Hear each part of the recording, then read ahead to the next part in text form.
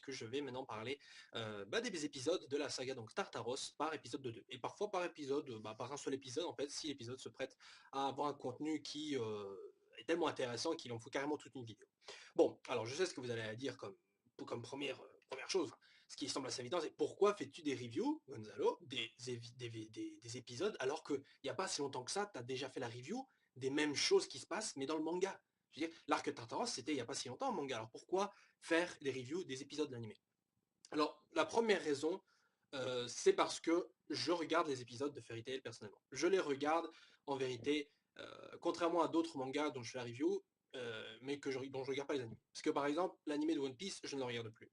Non, je le regarde plus du tout. Je ne regarde juste que quelques scènes et encore les scènes les plus importantes et plus cool qui sont dans le manga, mais je regarde uniquement ces scènes-là sur YouTube, quoi. Je ne regarde pas l'épisode entier, j'en ai rien à foutre. J'ai essayé une fois et j'ai jamais autant été déçu, par exemple, mais je me souviens toujours de cet épisode euh, de One Piece super long où il y avait Fujitora, là je me souviens, il était en train de marcher pendant 3 heures et il bougeait pas quoi. Je veux dire, t'avais une scène qui durait 10 minutes où le mec il marchait.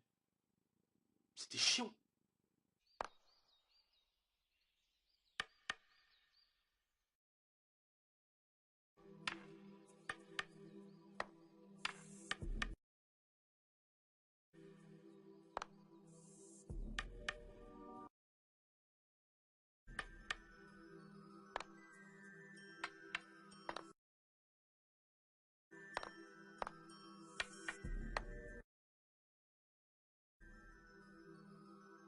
Donc du coup maintenant, je me dis que personnellement, parler de Fairy Tail en animé pour moi c'est plus intéressant. Parce que j'avais réfléchi pendant un petit moment, je me suis dit peut-être que je fais la review, j'en ai parlé, mais je vais le faire. Pourquoi?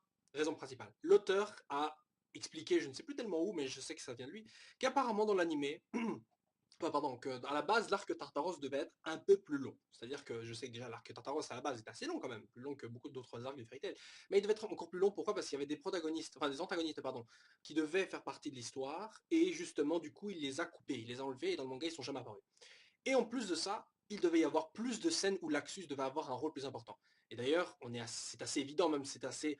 Je sentais qu'il y avait un truc comme ça, parce que c'était assez bizarre de voir que l'Axus, qui lui, par exemple, avait une place quand même importante dans le tournoi, ici, dans l'arc Tartaros, ne serait-ce qu'une apparition de quelques chapitres, et après on l'a oublié, quoi. Le mec, il a un potentiel de force très intéressant qui fait qu'il est très cool à regarder en combat, et ici, je veux dire, non, quoi, merde, on le voit quasiment jamais. En fait, on l'a vu uniquement quand toute l'histoire était finie. Bon, si vous ne connaissiez pas ce que je viens de dire, si vous ne savez pas, je suis désolé, mais c'est pas véritablement un spoil, puisque je ne vous apprends en vérité pas grand-chose. Je vous le dis maintenant. Si vous n'avez regardé pas le manga, mais uniquement l'animé, l'Axus, les actions concernant l'Axus ne seront que maintenant.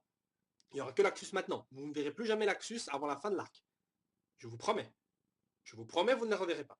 Et si vous venez de l'apprendre, ou si vous le savez déjà, mais peu importe, mais que ça vous a un peu fait chier, eh ben réjouissez-vous, parce qu'apparemment, dans l'animé, ils vont faire en sorte que tout ce qui a été enlevé du manga soit maintenant présent dans l'animé. Et ça les arrange, puisque ça leur donne un contenu, ça leur permet de rallonger le truc, histoire de augmenter la distance entre l'animé et le manga. Donc ça les arrange. Donc du coup, ils vont faire ça. Et est-ce que c'est une bonne nouvelle? Bien sûr que oui, parce que ça permet de développer plus l'Axus, de lui donner plus d'importance, et surtout peut-être de mieux expliquer ou donner plus d'importance à certaines choses qui ont été peut-être un peu rushées dans le manga. Et Dieu sait combien il y en a des trucs rushés dans le manga. Mais ici, avec l'animé, on aura justement tout notre temps de faire une bonne chose. Par exemple, un très bon exemple de ce que l'animé peut apporter, par exemple, imaginons le combat Erza-Azuma. Dans le manga, c'était un scandale total. Le combat Erza contre Azuma sur l'île Tenro. Et ça, c'était un scandale. Je vous jure qu'il y en a qui ont décidé d'arrêter Fairy Tail à ce moment-là. Et dans l'animé, c'était certainement un des meilleurs épisodes de Fairy Tail. Au niveau de fight, c'est un des meilleurs. C'était un des. Bon, peut-être la fin un peu bullshit, limite, mais un peu plus acceptable. Mais la fight en soi, elle est géniale. Il y a des trucs qui ont été rajoutés. Il y a des fights, des moments de fight, des armures, des techniques. Il y a des trucs comme ça qui sont rajoutés que dans l'animé il y a et que dans le manga il n'y a pas. Contrairement à d'autres animés comme Naruto par exemple, et même One Piece, où justement ce sont justement des bêtes copie en fait du manga. Parfois on a des hors-séries, mais justement ces hors-séries sont à chier. Encore il y a des hors-séries qui pouvaient être intéressantes ou quoi, bien sûr, mais en grande partie ces épisodes-là on les regarde pas, on essaie de les zapper quoi.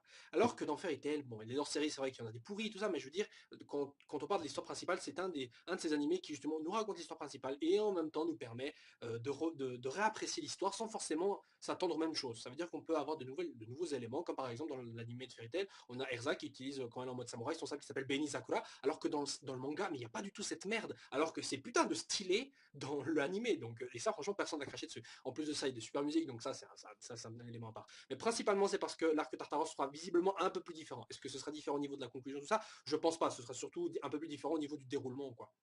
Bon, maintenant pour parler donc de ces deux épisodes en soi, j'ai un gros problème toujours, c'est au niveau des couleurs. Alors avant toute chose, je vais vraiment parler de ces couleurs parce que je pensais que ça allait s'arrêter après l'arc du village des gens, mais bordel de merde, ça continue. Je pensais que c'était parce que voilà, tout le village était de couleur assez rose pâle ou quoi, et que ils ont mis une teinte un peu bizarre pour pas faire un gros contraste avec les personnages qui sont à la base justement colorés. Et encore une fois, non, ici c'est pareil. Putain, mais les persos, j'ai l'impression qu'ils ont aucune vie quoi. Si c'était un truc où il n'y avait pas de parole, mais putain, je regarderais pas cet anime. Parce que franchement, mais enfin, soyez honnête, les couleurs sont horribles. Je veux dire, avant c'était coloré, c'était assez plaisant à voir. Bon, ça pétait pas non plus trop la rétine, mais là, je veux dire, enfin bon, c'est vrai qu'il y avait des personnes qui pouvaient péter la rétine, c'est vrai. Avant oui, mais là c'est un peu trop exagéré quoi. Encore quand l'anime en 2014 a recommencé, je veux dire, là ça allait, il n'y avait pas de problème. Les couleurs pour moi elles étaient nickel, c'était parfait, il n'y avait pas de problème.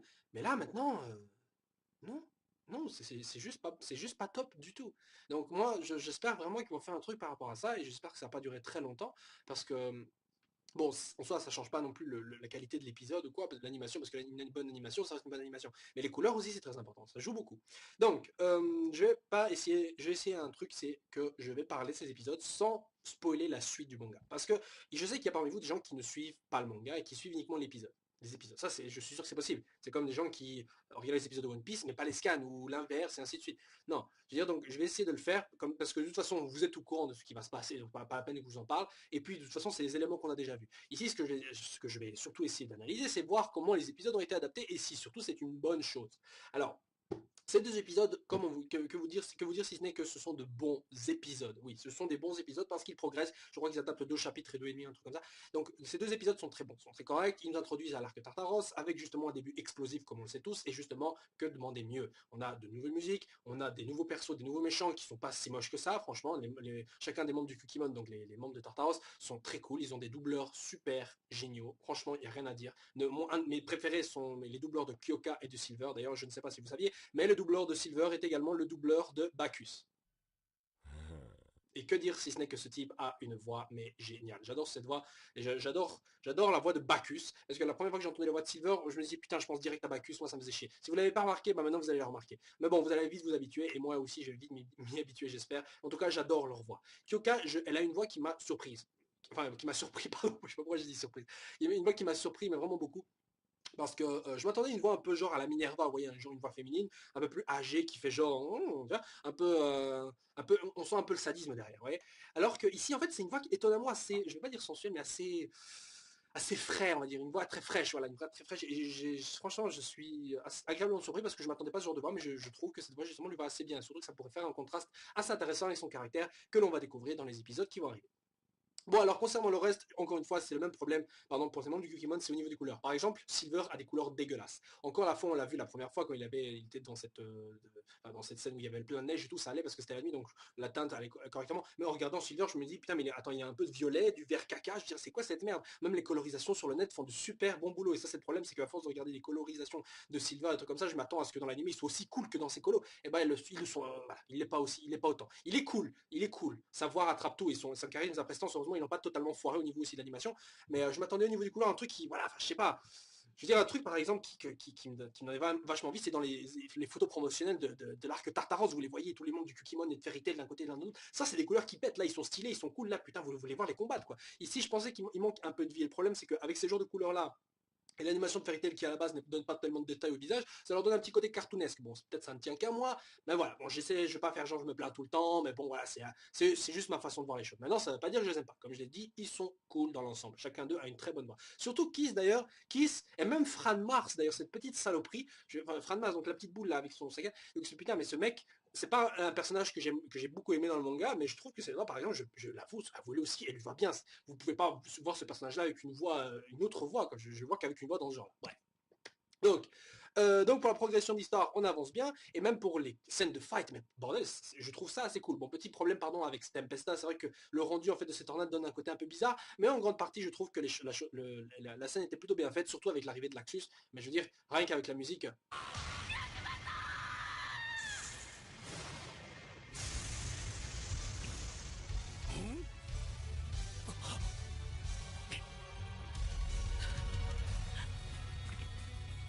Non, mais sérieusement, quoi, avec une musique comme ça, franchement, moi je trouve qu'il n'y a rien à redire. Franchement, l'arrivée de l'Axus, elle est bien plus stylée que dans le manga qui était. D'ailleurs, on s'attendait à ce qu'il arrive. Et dans l'anime aussi, on s'attend à ce qu'il arrive. Mais là, franchement, voilà, quoi. Je veux dire, ça, c'est une arrivée qui déchire sa race, quoi. Il n'y a rien à dire. Si moi, j'adore personnellement.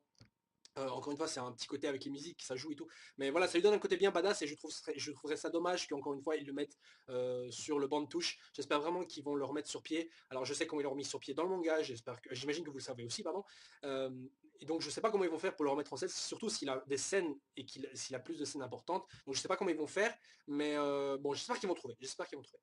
Donc, d'ailleurs, le discours de Makarov, cette scène que j'attendais beaucoup, parce que personnellement, c'était une scène dans le manga qui m'a donné du pep, c'est qu'il y avait un peu de sens, parce que le mec il dit, voilà, le Tartaros, c'est la troisième faction de l'Alliance Baram et tout, mais connaîtra la défaite, tout comme Horation 16, écrit voilà, c'était un discours que je ne me souviens plus des mots exacts, mais c'était un discours qui forcément me mettait là, putain, c'est bon, Fairy Tail va casser les couilles, c'est bon, ils vont baiser tout le monde. Donc ici, j'étais plus ou moins, on va dire, allez, ça allait, mais je sais pas pourquoi dans le manga il y a un petit côté un peu plus sympathique. Et encore une chose aussi, un truc que j'avais pas remarqué dans le manga, enfin j'avais pas totalement tilté, mais en fait j'avais remarqué que quand Fried a demandé que si les gens du village, enfin de la ville qui a été attaquée donc, par Tempesta étaient encore en vie, suite au Mado Ryushi, donc la saloperie qui a contaminé donc l'éther dans l'atmosphère, et en fait j'avais pas capté, mais en fait Makarov lui a menti. Dans le manga en fait, moi j'ai compris que oui, il a su sauver la ville, voilà. Mais en fait c'est vrai que quand ils ont mis la scène où un jour où il y avait plein de sacs mortuaires derrière et il y avait des gens qui étaient morts et tout, en fait j'avais compris que Makarov lui a menti pour pas lui faire de la peine parce que voilà, l'Axus était sur le bord de la mort, ils ont risqué leur vie pour sauver le village. Et ce serait dire l'Axus, non, il a sauvé personne l'Axus, non. Non, je pense que ça aurait rendu Free de trop triste en tout genre. Et j'avais pas compris, mais en fait, il lui avait menti. Bon, au final, est-ce que c'est un truc terrible, est-ce que c'est un truc terriblement important? Non, pas du tout, c'est pas important. Mais c'est un genre de perspective, c'est le genre de choses, d'éléments, une nouvelle perspective que je n'avais pas dans le manga en fait. Et je sais que c'est une scène qu'il y avait dans le manga, mais de la manière dont l'anime l'a fait, en fait, je trouvais ça plus visible. Et encore une fois, c'est une raison pour laquelle je regarde l'anime avec plaisir. Donc, pour conclure, bah écoutez, ces 12 épisodes sont corrects. Problème avec les couleurs, c'est pas grave. Les membres du Kukimon, les membres de Tartaros en général, très cool. Avancement, ça va. Ils ont beaucoup de matériel pour faire des épisodes qui sont pas trop rushés. Et surtout, s'ils vont ajouter des scènes, on va dire inédites. Raison de plus, donc, pour regarder l'animé, de nouvelles musiques qui ne sont pas présentes dans l'OST qui est sorti, parce que je ne sais pas si vous saviez, mais les musiques de l'arc des grands jeux magiques et du village des géants se trouve dans l'OST volume 5 qui est disponible dans volume 5 ou l'OST de Fairy Tail 2014, peu importe. Mais en tout cas, c'est disponible. Donc vous pouvez avoir toutes les musiques de fight que vous avez entendues dans les deux derniers arcs. Il n'y a pas de problème, vous pouvez y aller, ils sont géniaux, ils sont cool, c'est deux CD, allez-y, limite achetez-les, moi c'est ce que j'ai fait. Ou pas, mais achetez-les, enfin, allez les chercher, voilà, point barre. Et j'espère que les prochains épisodes seront dans la suite et la continuité de ceux-ci. Surtout qu'on va revoir beaucoup de personnages, comme vous l'avez vu dans les openings, on va revoir les membres d'Horation 16. D'ailleurs, petite question, mais dans l'opening, c'est assez bien. Encore une fois, peut-être problème de couleur, je ne sais pas. Mais la couleur des cheveux de Midnight a changé. Je veux dire, à la base, Midnight avait les cheveux noirs et il y a une petite partie qui est blanc. Hein. Alors que dans l'opening, j'ai l'impression que ses cheveux sont verts, enfin caca de pigeon. Enfin, je sais pas, parce que je connais pas la couleur. Limite kaki, voilà, c'est ça. Non mais sérieux, ils ont une couleur bizarre, ou alors je me trompe, ou c'est une erreur, je sais pas, ou alors c'est encore une fois un problème de couleur de teinte, franchement, parce que là ça fait chier quoi. Personnellement, les épisodes de Fairy Tail, moi je les regardais sur la télé, peinard, en train de les mater quoi, avec un verre d'eau ou quoi. Et, et mais maintenant je le fais plus, parce que sur ma télé c'est chiant, je dois toujours changer les options et tout pour cette merde, non pas du tout. Alors maintenant je les regarde sur mon écran d'ordi en changeant un truc fixe qui change la saturation la saturation et l'intensité des couleurs, ça. Enfin bref, moi je regarde en modifiant ça et c'est plus agréable parce que franchement quand je fais le contraste, quand je change, d'ailleurs c'est bien dit, mais quand je fais le contraste entre l'épisode pas modifié et l'épisode modifié, mais putain mais il y a une différence monstrueuse, j'ai déjà montré ça dans une autre vidéo. Donc, j'espère que donc, comme j'ai dit, j'espère que les deux prochains épisodes seront tout aussi agréables, surtout que les choses vont plus ou moins vite, et que le premier combat, donc opposant un membre de Fairy Tail à Tartaros, en dehors de l'Axus Intempesta, qui n'est pas vraiment un combat, mais on va dire une grosse branlée, d'ailleurs, je pense que dans le manga c'est un peu plus prononcé cette branlée, mais une grosse branlée quand même. Donc j'espère que cette fight sera tout aussi bien gérée, et peut-être on me donnera une autre vision de cette fight, parce que dans ce combat-ci, Natsu contre Natsu contre Jackal, croyez-moi, il y a des gens qui ont hurlé. Et j'ai hurlé aussi. Donc je ne sais pas comment ils vont faire dans le manga. enfin pardon, dans l'anime, je sais pas comment ils vont faire par rapport au manga, mais j'espère qu'ils vont changer un peu parce que je sens que l'auteur, lui, il a eu des retours concernant ce chapitre où, avec Afro Happy, voilà, si vous ne savez pas ce qu'est Afro Happy, bon, vous imaginez un Happy avec une coupe afro, ok, mais la scène de Afro Happy dans le manga, si vous voyez de quoi je parle, eh ben, je me demande comment ils vont faire dans l'anime. Est-ce qu'ils vont garder la même chose? Putain, mais alors les gens, ils vont crier bullshit, hein, mais un truc de fou, et j'ai hâte de voir ça. Bref, sur ce, on se retrouve la semaine prochaine, et si vous avez des questions, des remarques ou n'importe quoi, n'hésitez pas à vous prononcer, à vous manifester donc dans les commentaires de cette vidéo. Voilà, ciao ciao et à la semaine prochaine. Enfin, pour 2 semaines. Ça dépend.